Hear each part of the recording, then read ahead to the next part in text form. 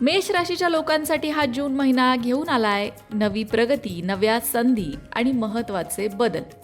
नक्की काय घडणार आहे मेष राशीच्या लोकांसाठी जून 2026 मध्ये? चला जाणून घेऊया. मेष राशीच्या लोकांसाठी जून महिना उत्साहवर्धक, बदलांनी भरलेला आणि अनेक नवीन संधी निर्माण करणारा ठरू शकतो. जे काही ग्रहमान जून महिन्यामध्ये तयार होतंय त्याचा तुमच्या आयुष्यावर कसा परिणाम होणार आहे त्याचा अंदाज घेऊया. सगळ्यात आधी बोलूया नोकरी व्यवसायाबद्दल. नोकरी करणाऱ्या व्यक्तींसाठी हा महिना नक्कीच सकारात्मक मानला जातोय. कामाच्या ठिकाणी नवीन जबाबदाऱ्या मिळू शकतात. वरिष्ठांकडून तुमच्या कामाचं कौतुक होऊ शकतं. पदोन्नती संबंधित चर्चा होऊ शकते. नवीन संधी सुद्धा उपलब्ध होऊ शकतात. कामाचा ताण काही प्रमाणात राहील, वाढेल सुद्धा, परंतु मेहनतीचं फळ मिळण्याची शक्यता आहे. सहकाऱ्यांशी मात्र तुमचं वर्तन जरा सौम्य ठेवा. व्यवसाय करणाऱ्या व्यक्तींना सुद्धा नवीन चांगले ग्राहक मिळू शकतात. व्यापार वृद्धी होऊ शकते. नवीन योजना सुरू करण्याचा विचार सुद्धा तुमचा असेल तर तुम्ही या महिन्यामध्ये तो राबवू शकता.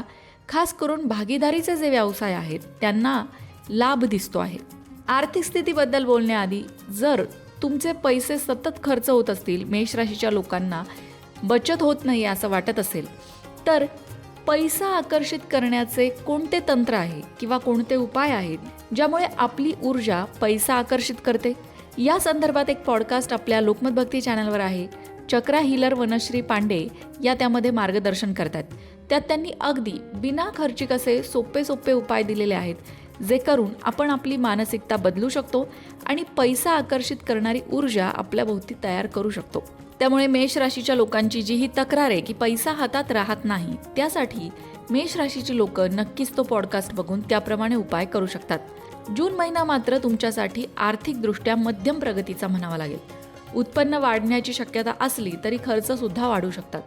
खास करून ऐशारामाच्या वस्तूंवर म्हणजे चैनीच्या वस्तूंवर तुमचा खर्च होऊ शकतो आणि बचतीकडे दुर्लक्ष होण्याची शक्यता आहे. आता हे तुम्हाला कळलं ना, मग महिन्याच्या पहिल्या दिवसापासूनच बचतीकडे लक्ष द्या आणि आपण जो खर्च करतोय तो आपल्या गरजेच्या वस्तूंवर आहे की चैनीच्या वस्तूंवर आहे त्याचा विचार करा.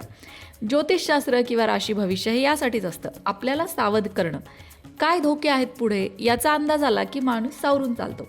या काळात आर्थिक नियोजन व्यवस्थित करणं महत्त्वाचं आहे. त्याचबरोबर अनावश्यक खर्च टाळल्यास भविष्यासाठी सुद्धा तुम्हाला फायदा होऊ शकतो.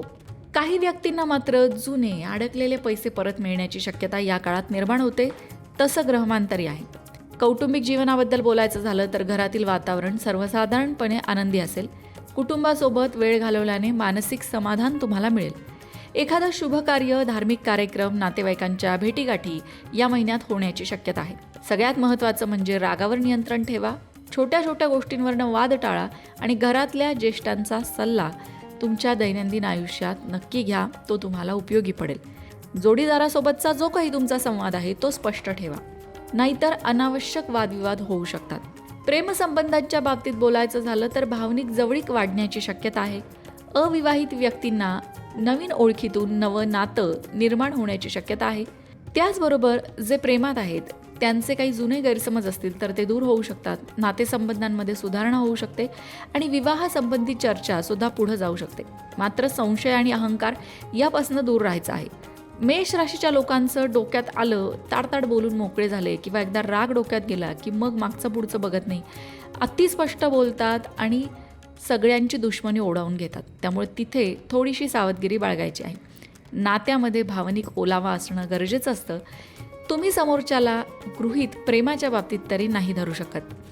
आरोग्याच्या बाबतीत बोलायचं झालं तर आरोग्याच्या दृष्टीने हा महिना नक्कीच चांगला असला तरी मानसिक ताण, थकवा, पचनासंबंधित त्रास आणि अपुरी झोप या गोष्टी त्रासदायक ठरू शकतात आणि याकडे लक्ष देण्यासाठी योग्य आहार, योग्य व्यायाम आणि पुरेशी झोप हे घेणं आवश्यक आहे.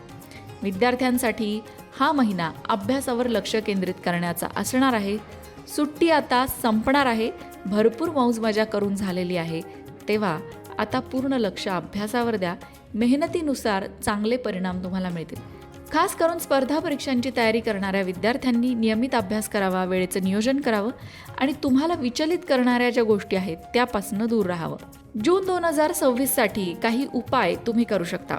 त्यामध्ये हनुमान चालिसा किंवा मारुती स्तोत्राचं पठण करणं असेल. या दोन्हीपैकी कुठलंही एक स्तोत्र जर रोज म्हणणं तुम्हाला शक्य झालं तर हा तुमच्या 7:30च्या काळामध्ये तुम्हाला रामबाण ठरणारा उपाय आहे.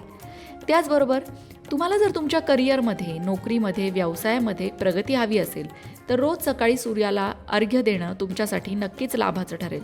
त्याचबरोबर गरजूंना लाल वस्तूंचं दान करावं. घरात सकारात्मक वातावरण राहील असा प्रयत्न करावा. रागात आणि घाईत निर्णय घेणं टाळावं. मनुष्याने 3 प्रकारच्या परिस्थितीत कधीही कुठलाही निर्णय घेऊ नये. एक म्हणजे अति दुःखात असताना. जेव्हा तुमच्यावर खूप संकट आहे मोठं किंवा तुम्ही दुःखात आहात तेव्हा कुठलाही महत्त्वाचा निर्णय घेऊ नका जोवर तुमचे इमोशन्स सेटल होत नाही, जोवर तुमच्या भावना स्थिर होत नाही. त्याचबरोबर अति आनंदामध्ये तुम्ही खूप खुश आहात, खूप जास्त आनंदी आहात, काहीतरी खूप चांगलं घडलं आहे, अशा वेळीसुद्धा महत्त्वाचे निर्णय घेणं टाळावं.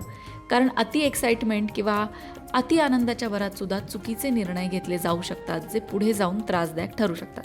आणि तिसरी परिस्थिती म्हणजे प्रचंड रागात घेतलेला निर्णय. हा सुद्धा मनुष्याला महागात पडतो. म्हणून या 3 परिस्थितीमध्ये कधीही कुठलाही महत्त्वाचा निर्णय घेऊ नये. जेव्हा आपले विचार शांत असतात, संतुलित असतात, तेव्हाच कुठलाही महत्त्वाचा निर्णय घेतला जावा. आशा आहे हे राशी भविष्य तुम्हाला नक्कीच नवा प्रकाश देणारं ठरलं असेल. आणि मी सुरुवातीला म्हटलं तसं तुमची पैशांची अडचण असेल तर, किंवा तुमचा व्यवसाय चालत नसेल, नोकरी व्यवसायात तुम्हाला हवं तसं उत्पन्न मिळत नसेल तर त्यासाठी जो नुकताच पॉडकास्ट आपल्या चॅनलवर पब्लिश झालेला आहे त्यामध्ये नक्कीच सोप्या, साध्या पण उपयुक्त अशा ट्रिक्स सांगण्यात आल्या आहेत. तो नक्की बघा. त्याची लिंक तुम्हाला डिस्क्रिप्शन बॉक्समध्ये मिळेल. अशाच प्रकारच्या माहितीपूर्ण व्हिडिओंसाठी लोकमत भक्ती चॅनलला सबस्क्राईब करा आणि बेल आयकॉनवर सुद्धा क्लिक करा, म्हणजे आमच्या नवनवीन व्हिडिओचं नोटिफिकेशन तुम्हाला मिळत राहील. तसंच योग्य आध्यात्मिक मार्गदर्शनासाठी लोकमत भक्तीच्या फेसबुक पेजला फॉलो करायला विसरू नका.